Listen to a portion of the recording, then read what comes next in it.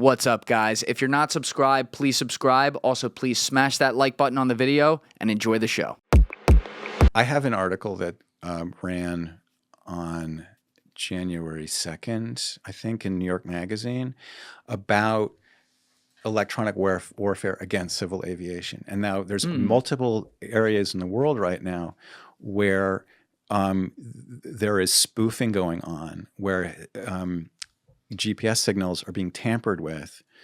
And the result is that these civilian airliners are going off track. They're essentially, their sort of navigational systems are, hacking is too strong of a word, but basically these signals are being altered. In many cases, it's part of air defense. It's like a defense against drones.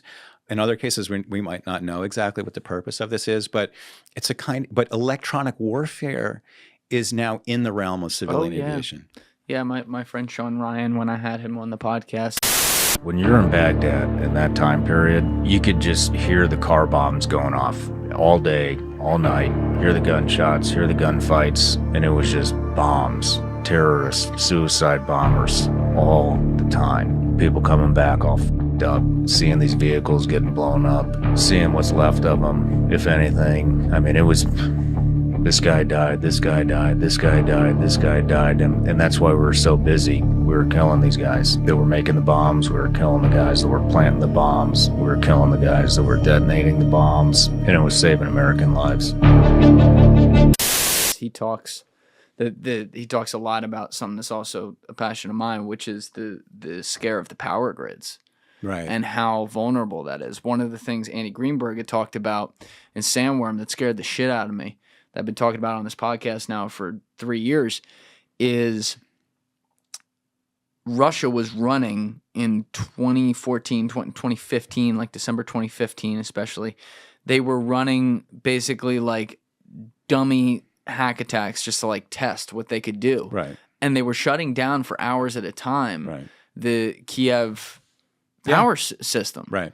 And it's like, dude, if you have governments around the world who could hack in and create a mass outage on a power grid, do you know? I mean, the damage that could cause is monumental. Well, I think if you talk to cybersecurity experts, and you clearly do a lot, we're all doing it. I mean, I'm sure the United States is doing it as well. Absolutely.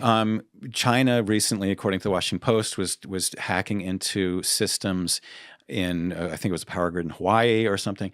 This kind of stuff goes on a lot. And the goal isn't necessarily to take down the power. I mean, China isn't our adversary right now. They could be. I mean, and you know the way these countries, the intelligence services work. It's like England is our best friend, but do you think we don't spy on them too? Oh, of course, yeah. There's no such thing as friends with espionage. Right. And so, listen, civil aviation is infrastructure. It's a form of transportation. It's That's the one. Water utility, sure. In China, we have the article that you were just talking to on the screen. Texas. Oh my gosh. Okay. Interesting. I'm sorry. Go ahead. Yeah, no, but so if you're in an environment in which it's a multilateral world where many people have this kind of espionage, hacking capability, and they're always looking to have potential leverage on each other, aviation is a part of that. Aviation is infrastructure. And there's an important point I think I want to make. Historically, civilian transport is sacred to a certain extent. Like, you know, when the Lusitania was sunk, that really drove us into World War I because you can't sink civilian ships. And similarly, you know, whatever's going on the ground, it's been kind of accepted that aviation is like a separate world and it doesn't get touched. This is why MH17 caused so much surprise, because even though it was flying over a war zone, they thought, well, the war's on the ground and we're in the air. There have been multiple incidents where the sacrosanctity of aviation has been breached, I would say. And one of them was an incident, and this is another one maybe you could call, oh, that's the article I was talking about. Air travel is not ready for electronic warfare. This is the one you wrote in January. And I don't mention it in this article, but clearly what I'm thinking is, was MH370 the first example of what we now know to be a trend of countries using the techniques and technologies of electronic warfare against civilian aviation. Again, it's no longer as sacrosanct as it once was. Sure. You have, and I can't cite you chapter and verse on this. Maybe you can pull it up. But there was a case where a Belarusian dissident was pulled off a Ryanair flight that was flying over Belarus. It wasn't going to or from Belarus, but they basically said, you have to land. And the pilot was like, I don't want to land. And they sent up a fighter. Yeah, so this plane was flying innocently in international airspace, and they forced it down and pulled the dissident off. And he's still in jail. Belarus forced it down. Oh, whoa. So Belarus is obviously a close client state of Russia. Yeah. And then another example. That guy's Poroshenko? Ramen. Did I make that up? Right. No, I think you're right. The president? Right. You know. But so then another example I would give is the shoot down of Prigozhin's plane. Prigozhin was obviously somebody who had gotten on Putin's wrong side. Yeah.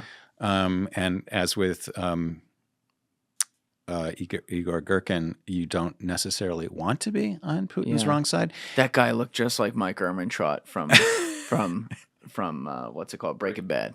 Right. Every time I saw Prigozhin, I thought like Mike was gonna be like, "Here we go again."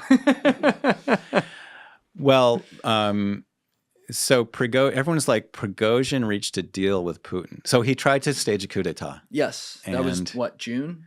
Is that right? May, June? I have no idea. It's 2023. Whatever, it was last year. But you know, if you would strike at the king, you'd better kill him. And come at the king, you best not miss. That's right. So Prigozhin's plane gets shot down, or had a very unfortunate mechanical accident. Yes, unfortunate. So much unfortunate. Thank you for watching the video, guys. If you haven't already subscribed, please smash that subscribe button and check out this clip's full podcast episode by clicking here or in the description below.